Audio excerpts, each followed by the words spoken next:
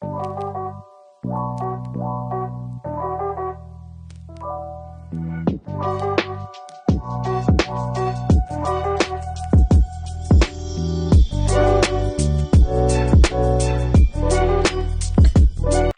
welcome back to the It's All Opinion podcast, the only podcast that gives you straight facts. And if it's not facts, it's just an opinion. This is episode 9. Thank you for watching on YouTube, Spotify, Apple Podcasts, Stitcher. I'm probably forgetting some, but I guess that's the point. There's just so many ways for you to watch and listen. So however you're watching and listening, thank you for doing so. I am your host, Nate Spurlin. Do us a favor, hit the like button and subscribe to the channel. Don't have to do it now, but at some point during our broadcast, I guess I could say broadcast. I mean, we're broadcasting this, not live, but we're broadcasting this. So some point during our broadcast, you may be like, that's a valid point. I want to subscribe to the channel. So whenever you decide to do that, thank you for that. Check out all the OldMilk content on oldmilk.co. That being said, just to quickly get into it here, I am here with Denzel Rodgers of the Bronx Bias Podcast. Thank you for coming on. The Bronx Bias Podcast is a podcast that covers almost everything under the sun. So that being said, how are you doing today? I'm doing great, man. I'm doing great. Thank you for having me. If you guys don't know, I'll spoil it. My guy Nate has appeared on my podcast. It'll be episode 101. It's dropping very soon. We talk about a lot of good stuff on there. So I'm happy to be back and return the favor to you. Thank you for honestly, I enjoy being on your show. Was one of the most enjoyable experiences I've had on any type of podcast whatsoever. So definitely check that out. If not for me or for Denzel, just for a good time. But that being said, I have my first question. We're going to start talking about a little bit of podcaster banter, and then we're gonna get into sports, the thing that you guys probably came to see anyway. But that being said, Denzel, my first question to you is, what inspired you to start a podcast? What inspired me to start? I think it's just because I've been a talkative dude my whole life, bro. Like, I can't stop. I feel like I can't stop talking. I feel like if something happened to me where my vocal cords like got destroyed and I could no longer speak, like I wouldn't want to be alive anymore. Like from middle school or elementary school, middle school, high school, like that's all I've been doing. That's all I've been doing is just chatting, running my mouth. And then, with the influx of COVID, like I got laid off from my job. And I said to myself, let's do this shit. I just said like, let's do this shit, and ever since I made that decision, like it's been the best decision for me. I feel so blessed to be in this position. And I'm just happy that I have found something that like rewards you for being this type of person. Like let's say you work at the bank or something. You can't have 30-minute conversations with each person. The line will be long. Everybody will be mad at you. You know what I mean? So like this avenue is like perfect for me. So that's really the reason. Like I love to talk. I love it. It's my favorite thing in the world to do. That kind of leads me into my second question, which is, from the outside looking in, as someone who may be watching this right now, they may be looking at it and be like, oh, these guys they're just talking, like there isn't really much else that they're really doing. But can you talk about some of the things that one may not have been apparent to you when you started podcasting that you realized are necessary to be a good podcaster? And also, in addition, just some of the difficulties that from the moment that you went into podcasting you knew would be there in the first place, would be tangible difficulties in the first place. So like one of my favorite things, like because I do Q&A on my show, from listeners and stuff, and I answer their questions. Everybody thinks that talking is so easy because everyone talks, right? You go to school, you talk, you work, talk, you talk to people in the grocery store, whatever. So everyone naturally thinks it's easy to talk. And it is, but it's not at the same time, because you're doing a podcast, your job is not only to just speak to the other person, it's also to be entertaining, it's to be enlightening, it's to be informative, it's sometimes to be controversial with your opinions. And you can't just take an average Joe off the street and put a microphone in their face and say, hey, be Stephen A. Smith. Like, that's not possible. It takes a long time to be able to understand timing, rhythm, understand how to create banter, how to improv on the spot and come up with questions out of the blue based off things that you were talking about previously. Like, it's so much more than just running your mouth, because I'm sure we've all heard podcasts or we talk to people who just talk, but they're not saying anything. They're just talking. So that's one of the things that people, I suppose, should understand more about podding. It's not just running your mouth. It's like you running your mouth with a purpose, or you have to be able to adapt to the situation so you can have the best conversation with your guest or in general. And difficulties, man, like, I'm self-taught. So I had to learn how to edit. I had to learn how to, get clips and chop up. And I had to learn my timing. I had to learn my rhythm. I had to learn how to transition topics. I had to learn how to be a good interviewer with guests, because a lot of the times the people I get on my show are people who haven't had any experience with speaking. And so it's my job to essentially make a no pressure environment that I could get the best out of you. That's my job. I'm like a coach. Like, my job is to get the best out of you. Yeah, well, is Greg Popovich my favorite coach? I mean, he's arguably the greatest of all time. Yeah, I don't want to say Phil Jackson. That's a cop out. All right, I'll go Pop. I'll go Pop. I mean, you could go Steve Kerr too, if you'd like. Nah, Eric Spoelstra. There are good names out there. Spoelstra. Boom. That's Spoelstra. I like Spoelstra. Okay. Spoelstra. Okay. Spoelstra. So yeah, that's my job. Like, my job is to bring you in to my world, because this is essentially what I understand, what I know. And my job is just to understand that we're recorded, and it may be a little added pressure that comes with that, but it's my job to make you comfortable, to try to get the best answers out of you. And also, we can go off script. Like, just because we may have a plan in place doesn't mean that our conversation can't take us to different places. And then it's also my job to bring us back in. So the responsibilities of a podcaster, are more than just being able to speak. It's like you have to be able to multitask. You have to be able to be multifaceted in the things that you can talk about. You have to be able to make people comfortable. You have to be able to, just do a whole bunch of things that the average person looks on the outside and says, oh, well, they're just talking. Mm-hmm. So within that, you said that you are someone who has always been talking for your entire life. You've always been, if you would excuse the phrase, a chatterbox. I'm sure many of your teachers would co-sign that nickname. So what are some ways that you see your podcasting skills, you use your podcasting skills in your everyday life? Like, for example, for me, one thing that I've started saying to like get more out of people in regular conversation that I would have never said before I did podcasting was, tell me more about that. And those 3-4 words right there gets you so much more information out of somebody than just being like, oh, okay, I feel you. Or like, damn, that's crazy. Like, you're not going to get nothing out of that. So what are some tips that you've picked up from podcasting that have translated to your everyday life? Well, for me, I think just because naturally I'm talkative, it's also very important to listen. That's something I've had to learn, like, because you're ready to just let it go, your opinions, your hot takes. It's very important to listen. Listen is more important than speaking. But also, like, I feel like, once you understand, I think it's more like I can better understand situations. Like, I'm better at reading body language. I'm better at, my ESP, my Professor Xavier, it's gotten so much better because, like, you can tell how a person is feeling based off how they're conversating with you. So if I'm asking somebody a question and it's 2-word answers, 3-word answers, that'll signal to me, okay, maybe they're uncomfortable with this line of questioning. Maybe they are not feeling confident in themselves. Maybe they're just having a little difficulty. It's not you, it may be them. So it's taught me to, like, always be pliable, always be willing to adapt the situation. Things that you think are going to start as one way always will change. In the pod world, I say 2 + 2 never equals 4. Mm-hmm. It equals 5, 6, 7, 8, 3, -1, pi, all of that.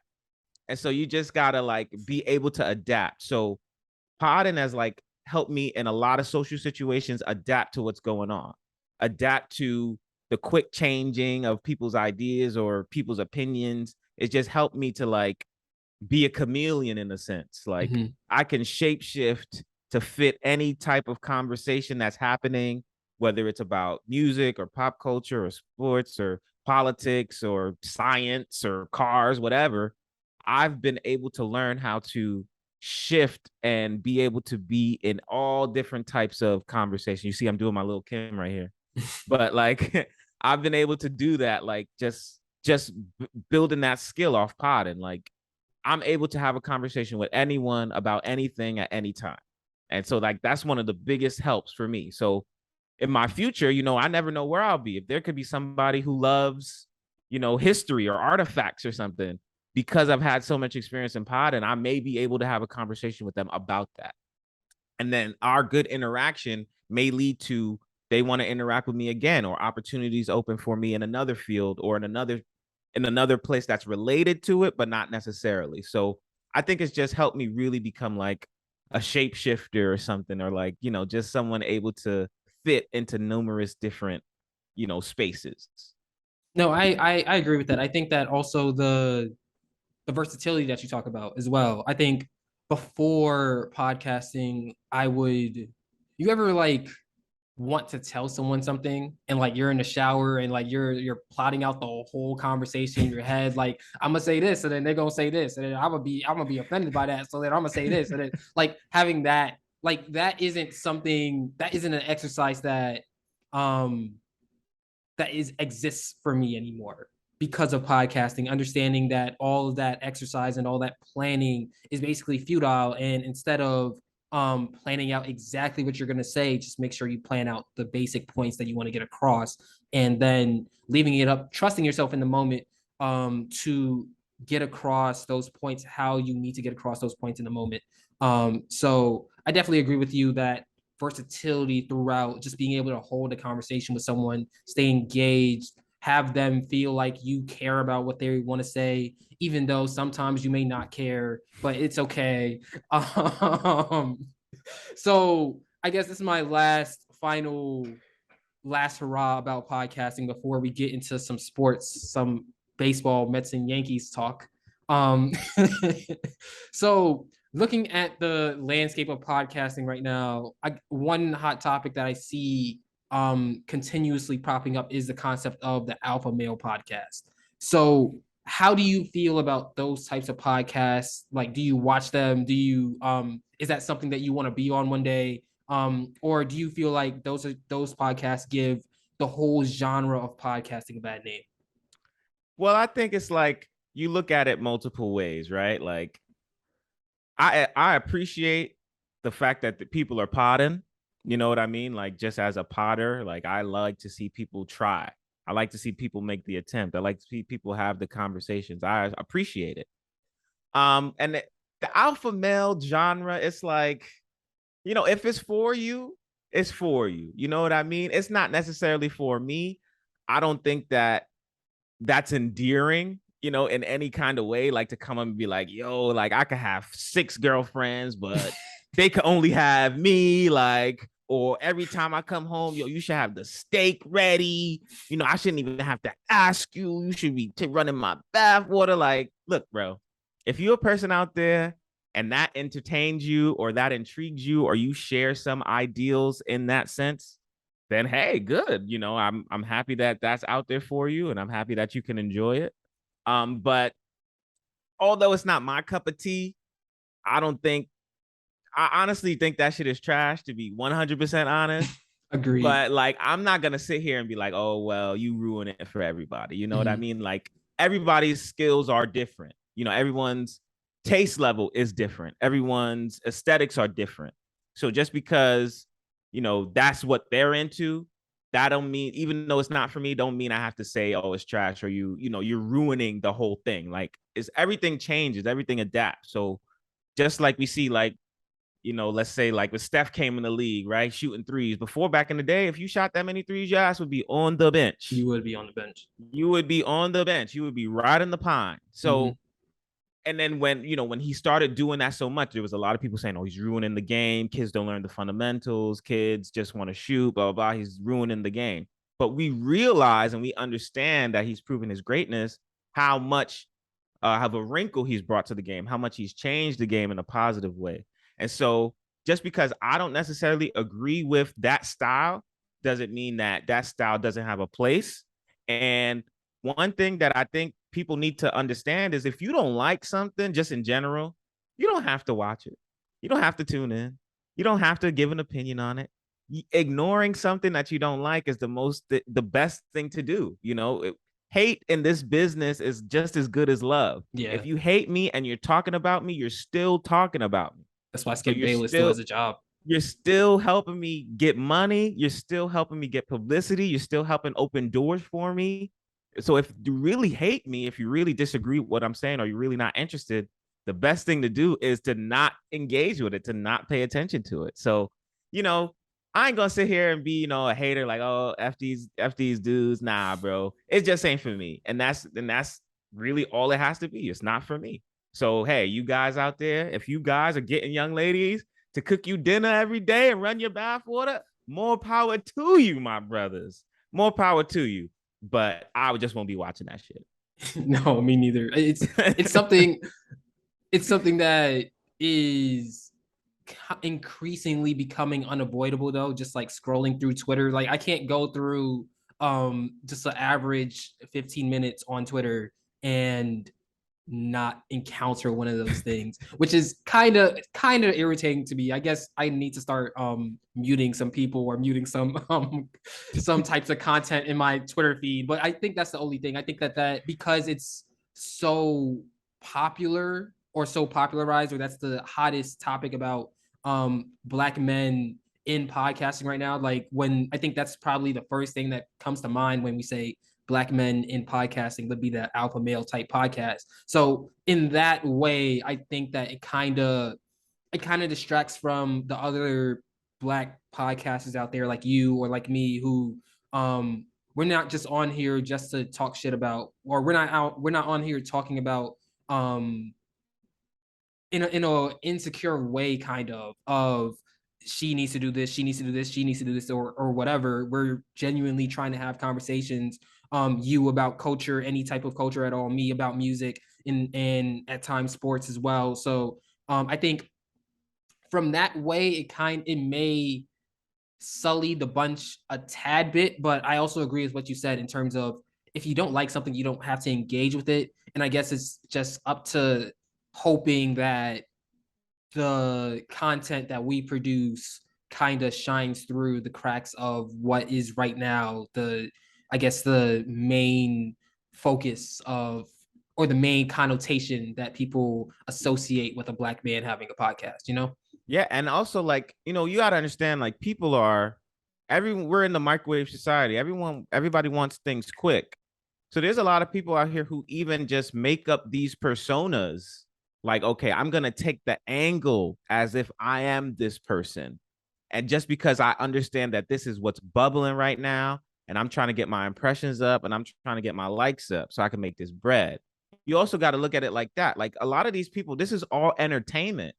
These people, we are essentially actors. Mm-hmm. You know what I mean? We're not like this all the time. I mean, I am, but yeah, I understand in certain situations, that's not like the best approach, right? So there are times like you understand, like, okay, this guy or this lady or whomever, they're just maybe acting. They're putting on a front, like they're putting on a gimmick in a sense, just because they understand the landscape. And if people are continually clicking on this, whether they love it or they hate it, it's still the click, it's still the view, it's still the impression.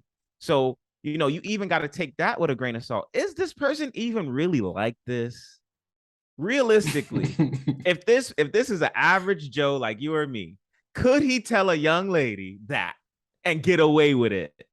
So you even got to look at it through that lens. How many women out there are going to be like, okay, cool. You can have 6 girlfriends and I only got you, and I got to make you dinner every day and rub your feet and all that. Cool. That's cool with me. So you even got to look at it like that. This shit is all entertainment at the end of the day. And a lot of entertainment is false. It's fake. It's a impression of society. It's a fabrication. So, yeah, whatever. What's the dude? He just got banned from all the platforms. I believe his name's Andrew Andrew Tate. Tate. Yeah. I'm sure if that dude start like a Patreon or he just funnel everything through his own website, there's still going to be people who patronize him. So he, in a sense, this controversy that he's created, if he's smart enough, can elevate his brand. And I'm sure at the end of the day, that's what we all want. We all want that success. We all want them dollars. So however you get it, I can't tell one man, this is the only way that you can make money. No, you can make money however you want. As long as the checks is clearing and as long as dudes ain't outside trying to fight you, hey, go ahead, bro. Go ahead. Speaking of entertainment, let's shift gears a little bit to some sports talk. Let's talk baseball first. All right, you're gonna make me mad. All right, let me loft the let's say a cutter. Let me throw a cutter at you real quick. How scared are you as a Mets fan of the Atlanta Braves? I am actually I wouldn't say scared. I don't want to say that word. I got that athlete's mentality. I ain't scared of nobody. I ain't scared of nobody. But it's all fun and games. So LeBron's on the other side of the court. Let me say that. Hey, LeBron James. Some of them are scared. LeBron James, greatest basketball player ever. You should be scared. Did you hear Kendrick Perkins talk about how he was praying for LeBron's ACL to get? Some of them are scared. Let me just say that. But well, you never admit it, right? Even if you are, you never admit it. He did. But the Braves have always our division opponents, essentially the Braves, the Phillies, the Marlins, even though they haven't been good for a long time, they always give us trouble. I just think, and the Nationals, of course. Also, shout out, bring back Montreal. Like, I don't, whatever. Anyway, that's just all the tangent. But the Braves have always given us trouble. The Braves always play us well, whether it's in Atlanta or in New York. They always play us well. They always have good players. They seem to always make good deals at the deadline. Last year, their deadline deals got them the World Series. Really. So, and they have good players, Acuna, Riley, and they have good pitchers and stuff. So they always pose a threat to the Mets. Always. They're always going to be. I remember my earliest days watching baseball. Chipper Jones, bro. Oh, my God. Like, he named his kid after Shea Stadium because that's how well he played against the Mets. Like, the Braves have always had players like that, right? So I'm always, in a sense, always aware of where the Braves are, right? Because, again, I think they're the best team in the division aside from the Mets.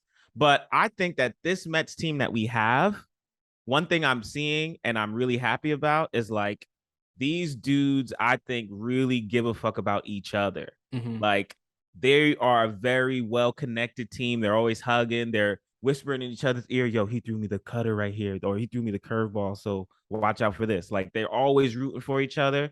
And so I think that camaraderie and the team spirit that they built, along with the great players that we do have, is going to be able to, even if the Braves somehow creep on us and get the division, I think we're still going to make a lot of noise in the playoffs. So I'm very confident about my Mets. I love Pete Alonso. I love Lindor. I'm glad he's playing well because last season I was worried, or the first season he got there, I was worried. And we got Jacob deGrom. He's back, even though he had to miss that start, but he's back. We got Mad Max, blue eye, brown eye. I think that's the coolest shit ever. 2 different color eyes. Like, and he's a fucking gamer. Like, he never want to leave the mound. He have 150 pitches in the 5th inning. He still want to be on the mound. He's still there. Yeah. So I just love the team. I love that Buck Showalter's there. Old vet who's gonna get the best out of you, who everybody respects because he's been in the league for so long. He's done so much. I'm really optimistic about the Mets, and it's just good to root for a good Mets team. It's like different. Like Citi Field's different. Watching the games on TV is different. And Gary Cohen, Keith Hernandez, and Ron Darling are the best in the business, baby. Yeah.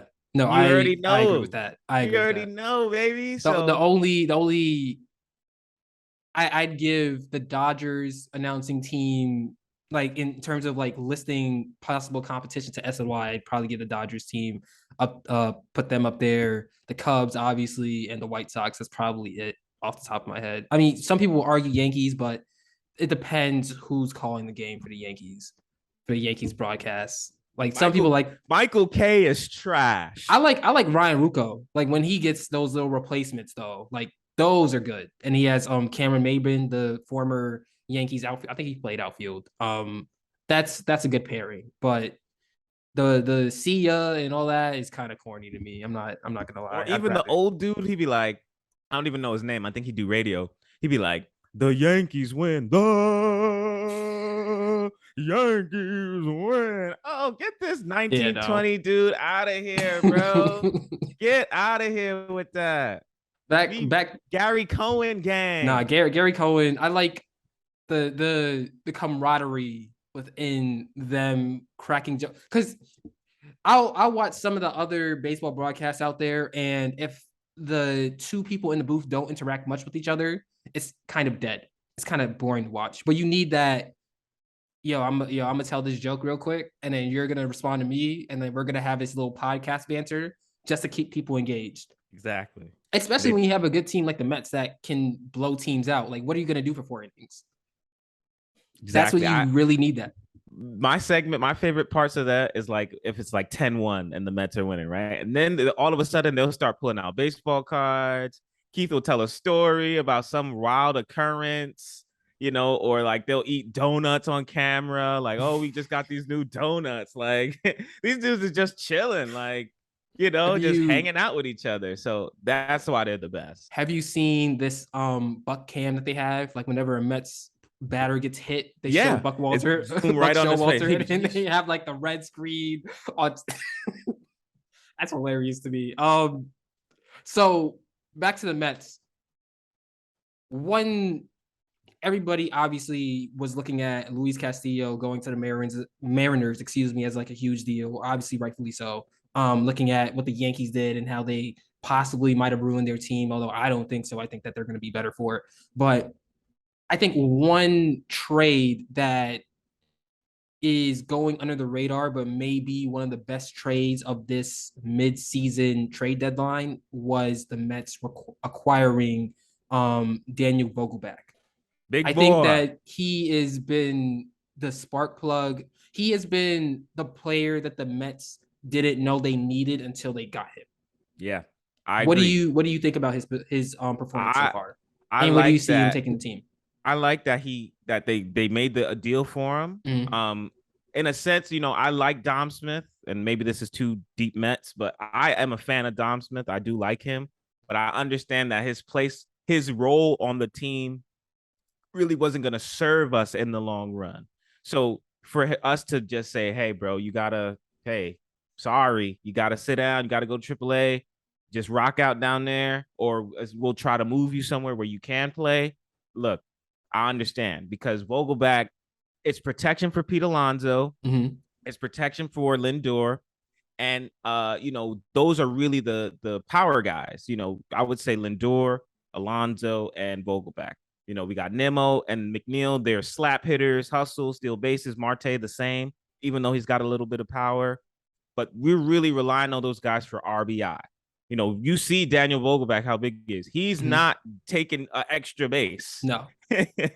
We got him literally for the purpose to protect Pete Alonso so they don't pitch around him purposely, because then you have to face him, and also the drive-in runs that Nemo and Marte will create, stealing bases, hustling, bunt hits, things like that. So I just think like his position is well needed. You kind of don't even see that type of baseball player anymore. You used to see it a lot back in the day, just those big tanks. The only comparison that you can have right now is really Albert Pujols. St. Louis, because and maybe what's the guy, Nelson Cruz? Yeah. Like he's playing for a team that we're not nobody cares about though. Yeah. unfortunate as it is, I feel so bad for him, but like because he's a really good player, but nobody cares about. As a matter of fact, when you were listing the Mets division rivals, I had on top of my head, I had Braves, Phillies, Marlins, and I completely forgot the Nationals existed until you mentioned them. I was like, oh, that's the fifth one. Okay. Yeah. Like, so that being said, I think the one other thing about Vogelbach that is very important, on top of the fact that he provides protection for Pete Alonso, is that he's not out there just to swing, Like he will take a walk. And there aren't many players that are used as protection or who will still take that walk. And I appreciate that aspect of his game as well. I think aside from the Dodgers, which obviously they're the Death Star, as I call them. The Mets have to be the favorites in the National League for the World Series. And I don't, because the Central has, I guess you could argue the Cardinals, but the Cardinals are kind of up and down. And like, when are we really, they have Yadier Molina, Wainwright, and they're relying on Pujols right now. When are they going to break down in this season? Hopefully not, because it's supposed to be their last ride, and it'll be amazing to see them make a deep playoff run and see Pujols get 700. But if we're being realistic, at some point the wall is going to come. So I think that the Dodgers, the Mets, you always have to look at the Braves because they are the champions. We do have to respect them. But at the same time, I don't know. Something just isn't. I think they have a chance to win like they won last year in terms of nobody really predicting them. But then when we look back on it, it's like, how could we have missed this? Right. But for now, I'm comfortable missing it because the Mets look really good and the Dodgers look really good. And I think that one of those teams will represent the National League in the World Series. Yes. And I like my Mets against the Dodgers in playoff baseball. Remember, I'm have 2000 and 2006 and 2015. I remember those. We swept them in 2006 and we beat them in 5 in 2015. This is a different Dodgers team. Listen, Kershaw we beat them when they had Kershaw, Greinke, and like we beat them. Like it wasn't like we stole that. Their whole lineup now is just, you can't walk anybody. You can't avoid anybody in that lineup. It's true. Trey Turner, Mookie Betts, Freddie Freeman, Max Muncy is starting to figure it out. Gavin Lux, Chris Taylor is amazing. But Buehler got hurt. He's out for the rest of the season. He did it, but they got Justin May back. So that's basically a wash. Listen, would I rather face Justin May back or Walker Buehler in Game 5 of a postseason game? Dustin May is really good though. But I would rather face him. But he almost got Cy Young last year though, before he got hurt. Walker Buehler is different, bro. He is. Don't get me wrong, but I'm just saying, you're replacing one Cy Young contender with another. Like, it's like replacing Max Scherzer with Jacob deGrom on a lesser extent, but essentially the. And let's not forget, we got Max Scherzer and Jacob deGrom. Come on now. They're gonna have Max Scherzer, Jacob deGrom, Taijuan Walker, Chris Bassett. We got some dudes. We got Diaz coming in with the trumpets. I got one name for you before we have to cut, before Zoom kicks us off. Julio Urias. Yeah, he's good. I like him. Okay. I like him. All right. So I guess this is a commercial break. Okay. What do I want? It's a question that everyone eventually has to ask themselves. The key motivator for every action taken. The cause behind every effect. So, what do I want?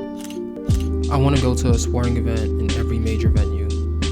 I want to grow within my relationships with my friends and my family. I want the freedom to create without the fear of failure. I want to dream without being hindered by reality. I want to chase new passions, new experiences, and new goals. I want OldMilk to branch out of the box and try new things. I'm accomplishing some of these goals right now, and I know what I need to do to achieve the rest of them. However, the one thing you should take away from this commercial is, I want you to buy OldMilk merch.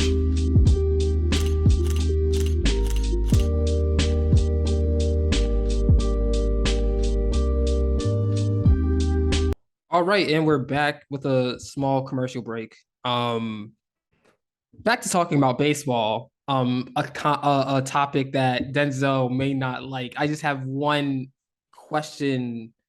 So about the New York Yankees, your rivals in a completely different league. So this was a team that started out and they looked to be on a record-setting pace. Mid-season, they make some trades. They also have some players go down, and then they just completely fall off a cliff. It appears that everyone is panicking except me.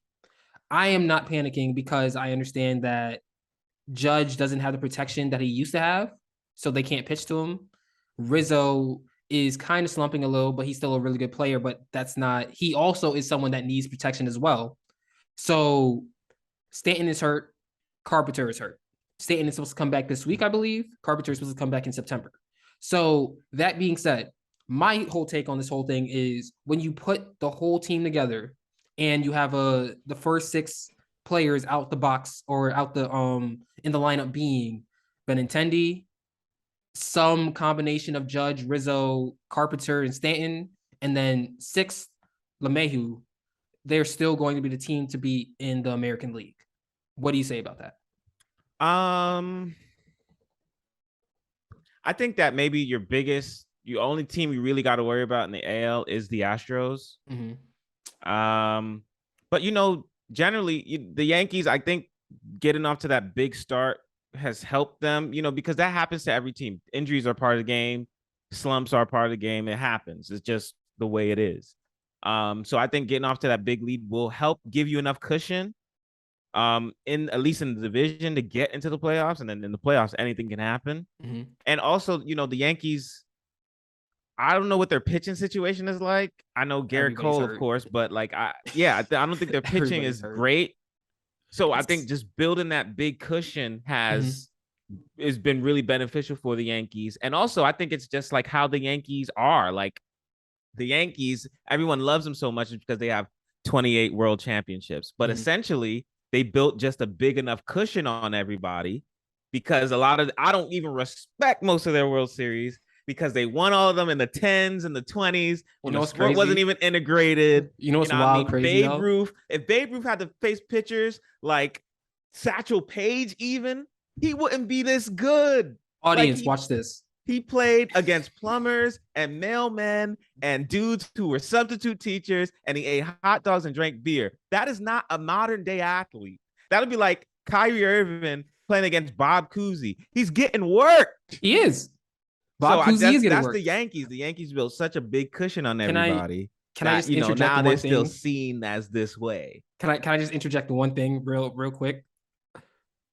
From the Derek Jeter years alone, they have still won more championships from that point forward, from that point to now, than the New York Mets.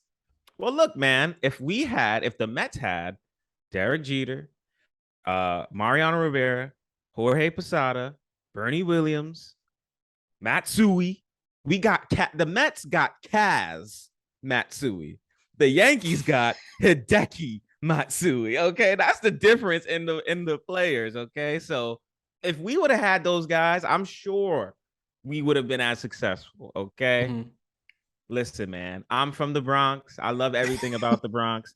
I cannot stand the New York Yankees. I cannot stand them. I think their stadium is awful. I think those pinstripes, the pinstripes are classic. I ain't gonna shit on those. But the away uniforms are trash.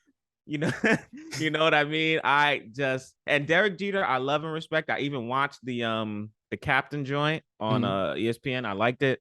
I think Derek Jeter is the most if you want to learn how to be a professional, you watch Derek Jeter's career, the ultimate professional and winner. So I will never come on this platform and say anything negative about Derek Jeter.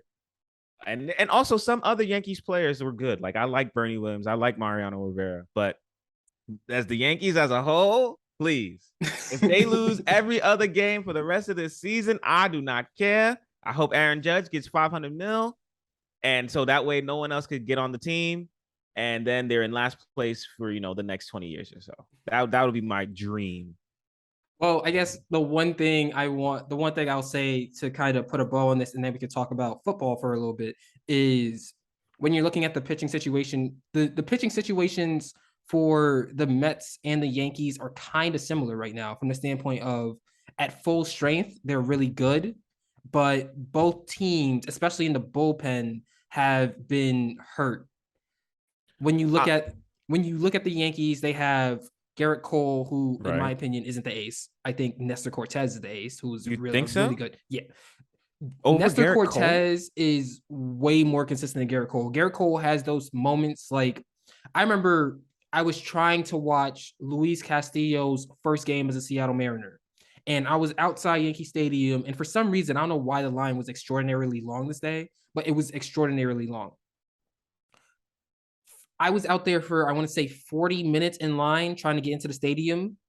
During those 40 minutes, it was only one inning being played. The reason why one inning was played was because Garrett Cole allowed 6 runs.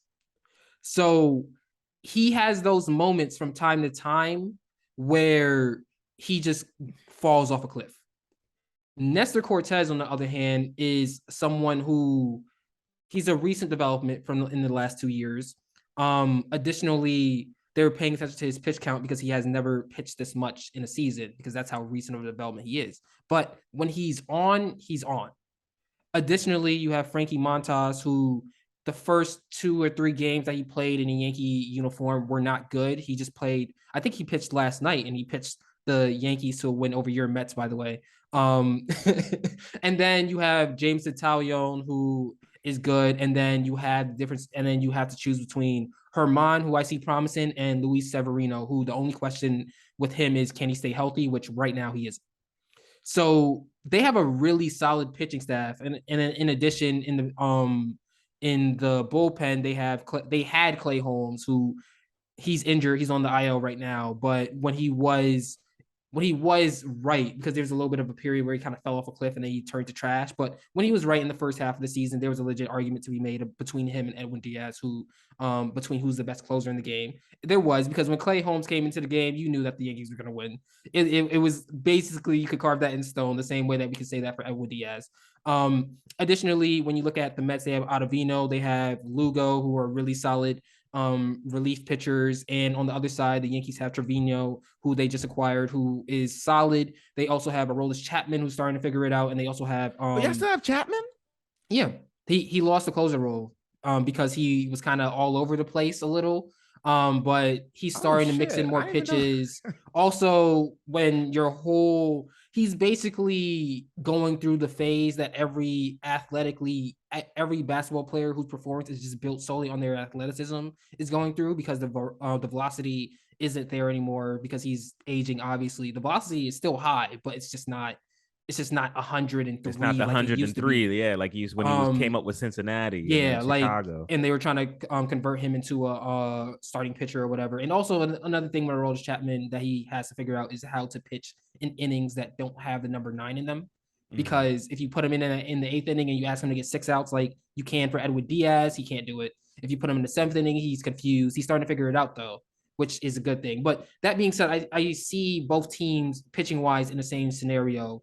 When you look at the Mets, on the other hand, in terms of starting pitching, Jacob deGrom has only pitched like 3 games so far. He was out most of the season. Max Scherzer had that time, like 6 to 8 weeks, where he was on the IL. Carlos Carrasco, who I think is one of the best stories for the Mets in terms of what you were expecting out of him coming into the season compared to what he has given you so far. There was a time where every single Mets game I went to, for some reason, Carlos Carrasco was pitching, and he is like, I enjoy watching him pitch. He's a really good pitcher. So that's all, like, to kind of moderate between your Mets fandom and your Yankees hate. I just wanted to insert that opinion, mostly fact, but that in there to kind of moderate between the two, because you're from the Bronx, like, and you're a New Yorker. I'm just saying, like, I don't get the beef, to be honest with you. Like obviously you prefer one team to win, but if the other team wins, like, I'd rather, like, if I'm a diehard Mets fan, I'd rather the Yankees win than the Braves, if I'm being honest with you. Listen, and if you're a Yankees fan, you'd rather the Mets win versus the Red Sox. Hell no. if it's the Atlanta Braves, I'm telling you, you would rather the Atlanta Braves win over the Yankees. I hate the Yankees more than any National League East opponent. Oh my God. Out of all the teams in the National League East, I hate the Phillies the most. I think all Mets fans can say that. We hate the Phillies. Say that. We hate the Phillies the most. Obviously, the Braves have the best players, but we hate the Phillies the most. I hate the Yankees more than I hate the Phillies. So if the Yankees are playing in the World Series against the Atlanta Braves or the Phillies or another team that the Mets dislike, I am rooting for that team. That's crazy. Because I do not want to see the Yankees win. I do not want any more prosperity for this organization. at all. I think you need to rename your podcast the Queen's Bias Podcast. Well, That was a again, whole listen, bunch of Queen's bias and right I there. understand, like, it's weird. Like, people be like, what? You're from the Bronx and you don't like the Yankees? Like, people be like, so confused. But I made it a point to make the colors Mets colors, if you notice. Oh my God. So, like, I'm letting you know, like, hey, I like this I'm a inside Mets look fan. that we're getting here. It's I'm a Mets your fan. process. So, yeah, but the Yankees, listen, man, listen. I feel like most of the Mets hatred comes from, like, we're like the little brother in a sense. Like, you know, it's like the Giants and the Jets. And you know, in that way, the Knicks and the Nets. The Nets have KD and Kyrie and nobody cares. The Barclays Center tickets are still cheap. Yeah. So I just think it's like that little brother. You know what I mean? And that's how we always have that underdog. You know, we didn't have the Steinbrenner's payroll. Our former owners before Cohen got caught up in a Ponzi scheme. Yeah. You know what I mean? We've been scuffling out here. And then it just, I guess, that mentality of you're always the underdog, you just hate seeing the top dog succeed. Like, we hate that Brady has 7 rings, you know, naturally. It's just because, like, damn, when are you gonna stop being good? Retire. Lose, right? You know, when is it over for you? Your family misses you. And I just think that's really like the ethos of it. And again, when I was 8 years old, Roger Bum-ass Clemens, off them roids, okay, took the bat and threw it at Mike Piazza. I was ready to fight, yo. I was like, oh, hell no. I was 8. And the Mets, of course, lost in 5 games. And it's just, you know, ever since then, I've just been like, never. Like, and I've been to Yankee Stadium. I've been to old Yankee Stadium. I've been to new Yankee Stadium. I only go when they play the Mets. And Yankee Stadium's trash. Like, Citi Field's way better. Like, I just don't understand. Like, everyone's Yankees, Yankees, Yankees. But when you really look at the details, the Mets play in a better ballpark. They have a better fan experience. They have a better broadcast team. They have better uniforms. It's just, you know, the Yankees have 28 championships. And I'm air quoting here. 20. All right. Let's switch gears into some football now. I don't want to get too in depth into this, but I guess give me one hot take for this NFL season. One hot take. Let me see. All right. I don't know if this is a hot take. I got my favorites for MVP. And, you know, they always give it to quarterbacks. And that's something I don't like. I don't like that necessarily, because I do think sometimes, like, wide receivers have great seasons or running backs have amazing seasons. They almost never get consideration, but I understand it is what it is. Quarterback league. I think, honestly, I got 2 front runners for MVP, and they're in the same division. I think Russell Wilson or Derek Carr is going to win MVP. That is a hot take. Russell Wilson, because I think Russell Wilson, because, one, the Seahawks have never really had an offense with as many skill players. And I know one of the wide receivers for the Broncos got hurt. I think it was Patrick something. Yeah. He got hurt. I understand that. But I think the Broncos have 2 really good running backs, Gordon and Williams. I think their wide receivers are good. Jerry Jeudy, I think he's going to benefit so much from having Russell Wilson, because we've seen how DK Metcalf developed. We've seen how Tyler Lockett was so valuable. And that's a direct correlation to Russell Wilson. So I think they have Jeudy, Hamler.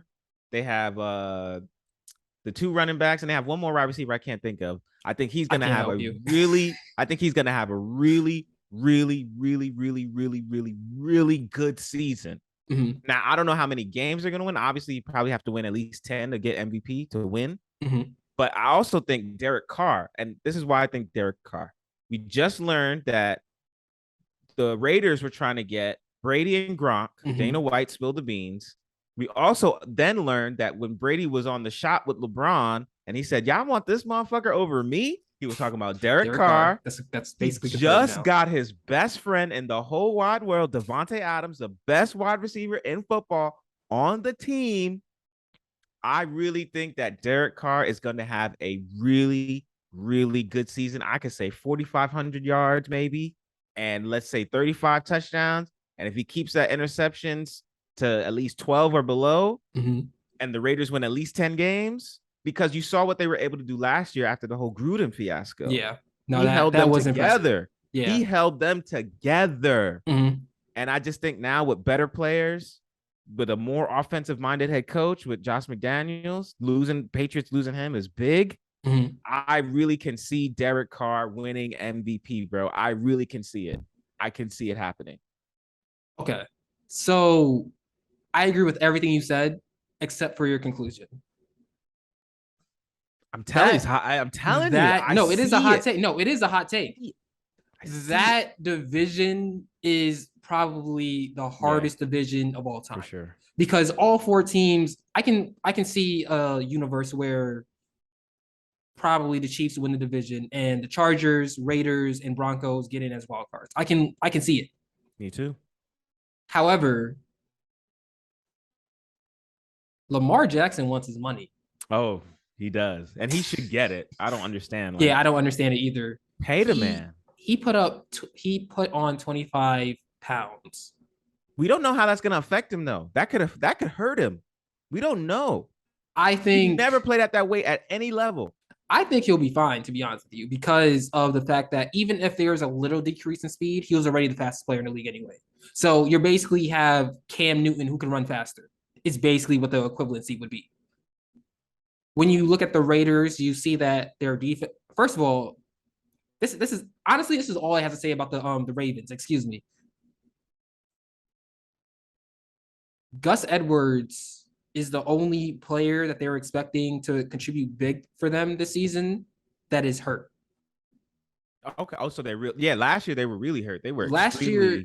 They were devastated.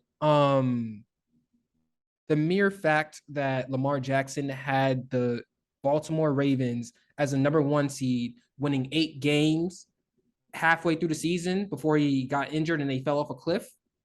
They should have given the MVP for that. They should have just called off everything and been like, it doesn't matter. We don't care what happens. None of y'all are as impactful as Lamar Jackson. And I think he's going to do it again with with the players that are supposed to be playing on the team, playing. So that's one guy that we can look at for MVP. Patrick Mahomes. They lost Hollywood Brown, though. That's big. Hollywood Brown, Mark led Andrews the league in drops. That doesn't understanding how I can't say decimated because it's not like they had great wide receivers and then they were injured. They still understanding how scarce the skill is in that position and understanding that Hollywood Brown led the league in drops is consistently dropping the ball. That doesn't mean much to me. He still has Mark Andrews, and that's basically the only guy that he really needs to rely on in terms of throwing the ball. We need to see other players, and I like what Steve Young said in terms of Lamar has the capacity to throw, but the Ravens don't allow him to, which I can see that. I can get on board with that because when you're watching Lamar play, I understand that the running is the main attraction, but let's not get it twisted. The man can throw too. So that's one person I have in the MVP conversation. Patrick Mahomes, sure, he lost Tyreek Hill. At the same time, it's a more complete receiving core. It's not just Tyreek Hill, Patrick Mahomes, and Travis Kelce. They are 3 or 4 guys on every play that are legit targets, legit threats. So I think that that's going to be an issue for players to deal with. Justin Herbert is that guy. He's nice. He is that guy. He's nice. I'm not going to say he's the best quarterback in the league. He's top 10. By the end of the season, he may be top 5. He's that good. So, and it's funny because I guess I'm saying all this to kind of merge into my hot take, which I will admit is nonsensical. If Justin Fields throws 20 touchdowns this year, he should be MVP because that's how bad the Chicago Bears roster is. Now we're talking about most valuable player. I take it literally. I take it to me, if you take this player off this team, what happens to the team? If Justin Fields throws 20 touchdowns this year, he should be MVP. What are your thoughts on this? The Bears, I don't know what's good with the Bears. The Bears are allergic to quarterback. Yeah. I believe, and I think this is true. They have never had a quarterback throw for 4,000 yards in a season. Probably true. The best quarterback that they've ever had is Jay Cutler. Which is crazy. It is crazy. So the Bears, like, and I feel like you see what the Chargers did. The Chargers said, we have this good young quarterback. We see he's good off the bat. What we're going to do is we're going to create the perfect environment for this guy because he's still young. He's still cheap. So we can surround him with special talent and we could try to get a Super Bowl out of this. They got the great offensive lineman. They got Mike Williams. They got Keenan Allen. They got Austin Eckler. They're making sure they're making sure that Justin Herbert will be successful. The Bears, it seems like, just want to make Justin Fields' job harder and harder and harder and harder. And it's like, why wouldn't you? You know that you can see the talent flash. He's had flashes. You see it. But as bad as the roster was last year, why wouldn't you take the steps to keep Allen Robinson, to hire the new coach? I still think he's a defensive coach. I don't think he's an offensive coach. Yeah, he's a defensive coach. Like, you understand that the league is all about quarterback. It doesn't matter how good your defense is. If your quarterback's trash, you're not getting anywhere. The Bears, I want to say, like 2018, they were 12-4. They had the best defense in the league. And what happened? They lost to Nick Foles in the playoffs because their quarterback wasn't good enough. So that's what I'm not understanding about Chicago. That's what I don't understand about certain teams. When they have the player, the caliber of a Lamar Jackson, of a Justin Fields, do whatever you can to support that player, because then you'll get the best out of the player and then you'll have success. And then you guys can keep your jobs and you guys can get more jobs. Like, that's what I don't understand. Like, why do these guys not take care of what is going to get them paid or what's going to get them more opportunities? I don't get it. I personally just don't get it. Justin Fields paired with Eric Bieniemy would have been a terror for the league. I think that would have been a terror. Get a job? Yeah, he deserves a job. The one thing I will say about the Bears is, if this year is a tank year and they go into free agency next year and they spend however much they need to spend and they upgrade everything and they draft whatever they need to draft, then I'm fine with this year being a tank year. But we have to see, because right now they have Roquan Smith, who is regarded as one of the best linebackers in the league, and they're not even trying to pay him. So, and he's young. It's not like Khalil Mack, who still a really good player, but at the same time, he's kind of he's aging a little. It's not like, okay, we're not gonna, by the time we're good, you're not gonna be here anymore, so you can just go. Roquan Smith can be in Chicago for the next 5 years, and that should be more than enough time for Chicago to be a legit threat in the NFC. So we'll have to see with that, but I guess that's my hot take, at least, just to point out how bad the Bears look on paper. Also, I got another hot take. And this is in the same division. I think that the Detroit Lions are going to win at least 8 games this season. 17 games, they're going to go 8. That's colder than your first take, but I'll take that. I think they have the culture that they built. That's what I agree. I agree with that. Yeah, no, and also the Packers, they still have that good defense. Aaron Rodgers is still that guy until you get to the NFC Championship.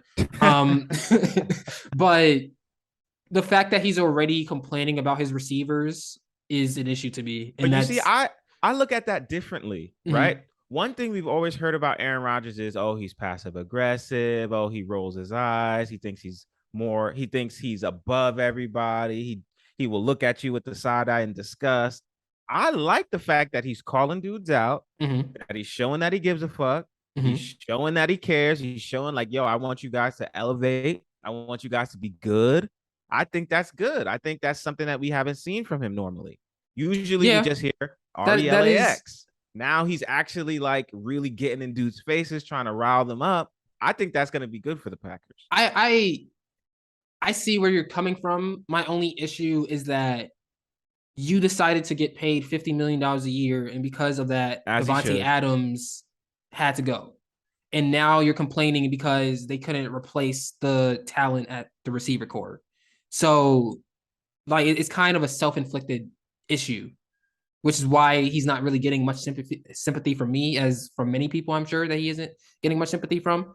But it's still Aaron Rodgers. Like, he's still like one of the best quarterbacks in the league. Someone saying, I don't think he's the best quarterback in the league, but there aren't many names I'd pick over him.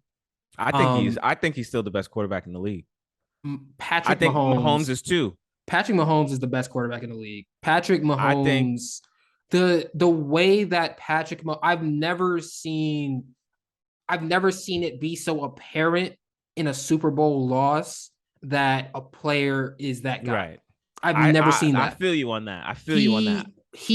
His body was horizontal to the turf, throwing passes, hitting his receivers in their face masks right here, and they could not catch the ball. Literally putting it where it's supposed to be in any angle. It doesn't matter. As far as I'm concerned, Patrick Mahomes is that guy. Whoever is going to be number 2, you can discuss it. Patrick Mahomes is that guy. The only players that I will entertain in Patrick Mahomes' atmosphere being so high up there, truthfully, because they're still young and they still have time to develop and get there, are Lamar Jackson and Justin Herbert. That's it. I still think that Aaron Rodgers is the best, just because it don't make sense how good he is. Like, you watch whatever you know about football. Your feet have to be set. Mm-hmm. You use your hips. You boom. Aaron Rodgers just throw the ball like that. Yeah. No, it's like he's doing this. To your point, back shoulders, fades, 60-yard go routes, and he's just doing this. Yeah. His feet be like this. He throw the ball like a flick of his finger, and it's on time and on target every time. He has the best touchdown to interception ratio, I think, in the history of the league. Yeah, that's true. And he has the amount of attempts to cover it. Mm-hmm. This dude is crazy. I think, off the top of my head, the top 5 quarterbacks in the league are Aaron Rodgers, number 1, Patrick Mahomes, number 2. I'm still going Brady, number 3. Mm-hmm. I got Josh Allen, and I will go, just because of the Super Bowl win, Matthew Stafford. Oh, that's a bad list. That's a good list. That's a bad list. Let me tell you why. List. You forgot about Lamar Jackson, who... He can't be top 5 yet. Yes, he can. He can't. As far as I'm concerned, he's number 2. No. Why not? No. Because Lamar Jackson's team doesn't even believe in his abilities. None of those other players, Patrick Mahomes, Andy Reid, are never like, oh, nah, you got to chill. Ain't nobody going to tell Brady, oh, nah, you got to chill. Or Matthew Stafford. Matthew Stafford threw no-look passes in the Super Bowl. You know what I think it is? Team won't even give him 35 pass attempts. You know what I think it is? I think it's the fact that, well, first of all, when have the Ravens ever really had a good quarterback? They're in the same category as the Bears. Correct me if I'm wrong. I can argue that their best quarterback of all time is Joe Flacco right now. Joe Flacco. Because of and the jump between Joe Flacco and Lamar Jackson, the gap between those two is huge. So Lamar is a top 5 quarterback. The fact that he was ranked the 40th or 36th best player in the league right now is outrageous to me. He is top 5. If you understand his impact on the game, he is a top 5 player in the league. And first of all, the only player who isn't a quarterback that I'd even consider in that tier in the first place is Aaron Donald. He's the only player. He's the only non-quarterback I'll put in that tier of possibly being the best player in the league. He's a monster. But my list would have to be Patrick Mahomes number 1. I don't rank people. This will be my top 5. Patrick Mahomes, Lamar Jackson, not in order. Patrick Mahomes, Lamar Jackson, Aaron Rodgers, Josh Allen, as you said, and probably Justin Herbert will probably be my top 5. I think that those guys are worth being in the top 10. I don't think they're worth 5 yet. Like, Brady threw for what? 40. He led the league in passing yards, led the league in passing touchdowns for a season that he admitted that he was like, oh, nah, I'm done after this. It's a loaded team, though. Let's see what happens this year. Listen, But you that's need good players. but that's the thing though. Like I've seen players do like not do more, but like I've seen players do have more impressive seasons when you consider what's around them and what they were expected to do compared to what they actually did. But now Brady also, remember, before he got to Tampa, he's throwing to Danny Amendola, Wes Welkers of the world, He had Julian Randy Edelman's of the Moss. world. He had Randy Moss He for had 3 seasons. he had only. he had Gronk when and he Aaron had Hernandez Randy Moss, when they were both up there. when he had Randy Moss for those 3 seasons, they were undefeated until the Super Bowl. Yeah. So when you give him those guys, you see what he can do. I fully agree with you. All I'm saying is that Tom Brady has never been in a situation like Lamar Jackson last year. Never. I think his last year in New England, he didn't get done any favors, and they still won 12 games. But you have the best. They still had a pretty solid defense. They didn't do him. They didn't. Favors. They did not, and that's why. That's ultimately why. That's why he got the hell out of there. That's ultimately why he left. But he still had a good team around you. The Ravens were. If I told you that the Ravens lost 3 out of their 4 best offensive players, and then on the other side lost I think they lost both their cornerbacks, didn't they? They did. Like the amount of loss that they had in that season, and I told you that midway through, they'd be the number 1 seed in a league with Patrick Mahomes and all these great quarterbacks, especially in the AFC. You would have laughed in my face. And rightfully so, because without you seeing it, you would think that I don't know what I'm talking about at all. But that's fact. That's what happened last year. That's reality of the situation. And I don't see any other quarterback in that situation doing a better job that Lamar Jackson did. I think that Lamar Jackson is top 10. I would say I would have him number 8 right now if I had to just think. And I'm basing my rankings not just off of talent, but off of like overall production and also what your team. None of the quarterbacks that I have above Lamar Jackson, their teams are never going to say we want to hold you back or we don't trust you in certain situations. Now, again, that could be just the play callers. I think that John Harbaugh and the crew are wilding because I think John Harbaugh. He saved. I think it's Greg, he saved all of their jobs. Yeah, like he saved John Harbaugh's job. He saved Greg Roman's job. He definitely did, and I think I don't understand why they're not like understanding that. But I think even like a guy like Joe Burrow, Joe Burrow had the worst offensive line in football. Period. They went to the Super Bowl. I'm not buying. Now again, that. You got Jamar Chase. I'm not buying into that. You got T. Higgins. Can I add one point to that though? The reason why they won and they got into the Super Bowl was because in the second half, it was so clear that the Kansas City Chiefs took their foot off the gas. That's not. It was his so fault. Clear. That's not. But Burrow's at fault. the same time, you're not playing anyone at their like. It's self-inflicted. Don't get me wrong. If you're taking your foot off the gas in the playoffs, then there's something wrong with you. That's how good Patrick Mahomes week is. 5. That's how good Patrick Mahomes is. This ain't week 5. This ain't week 8. This is the AFC chip game. Considering that we've seen the Chiefs be down 20 and come back and win by 20 in playoff games. You live on the edge and you die on the edge. That's true. If I got a chance in the AFC chip game to beat you 52-0, I'm trying to beat you 52-0. No, I'm not taking it easy on you. So if I'm just had the presence of mind to still be able to overcome, you gotta put that high. And there's only a second season in the league. I like Joe Burrow. I think he's a great quarterback. I think he has the chance to be top 5.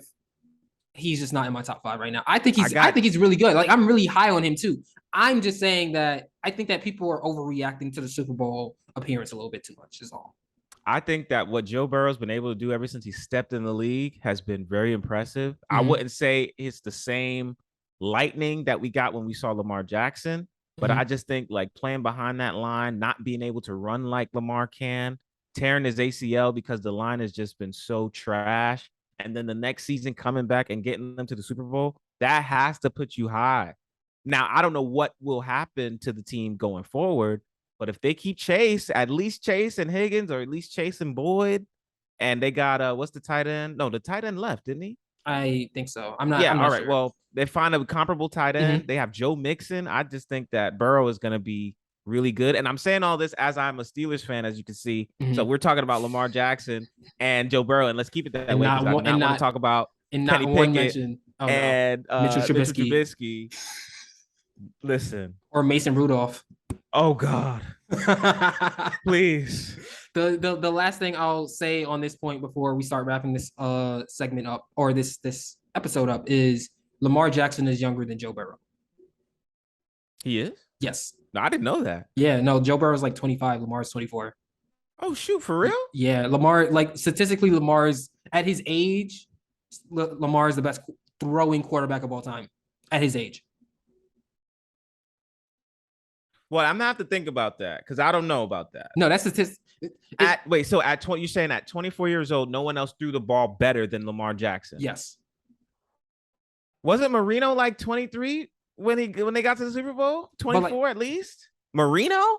That was back in the day when like quarterbacks now matter way more than they used to in terms of like the throwing talent and stuff like that. But Marino came into the league on some shit, and he was young as hell too. Statistically, he wasn't Lamar. I think that I can't agree with that right now. I have to no, it's like if you look it up, it's a fact. Like if you look it up, some research on that. Yeah, go and get back to me, please. I don't know about that. But as we wrap this up, it is now time for the final segment on the It's All Opinion podcast. It's the segment where guests get to speak their piece. So this is basically your time to promote whatever projects are coming up or say whatever's on your mind. You have a minute, and your minute starts now. All right. So my name is Denzel. I'm from the Bronx. My podcast is called The Bronx Bias Podcast. We are on Apple, Spotify, Google, Amazon, iHeartRadio, and Stitcher. You can check me out also on my website, bronxbiaspod.com. On there, you'll see my merchandise, like the sweater I'm wearing right now. You can see my blog, the Bronx Bias blog. You can also get in contact with me, send me questions if you want to submit to the show or figure out how to be on the show. Or if you're a writer and you want to submit to the blog, you can. And my final, like the last thing I want to leave you guys with is, 1, LeBron James is the greatest basketball player ever. And number 2, let's go Mets.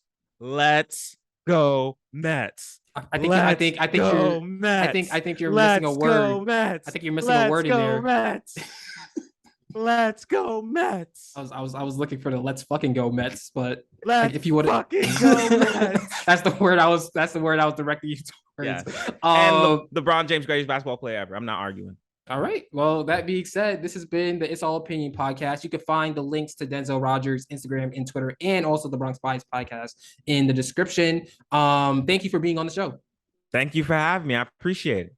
Thank you for being here. I appreciate you being here. This has been the It's All Opinion podcast. I am Nate Spurlin. I don't know how much time we have until Zoom kicks me off, so we are out.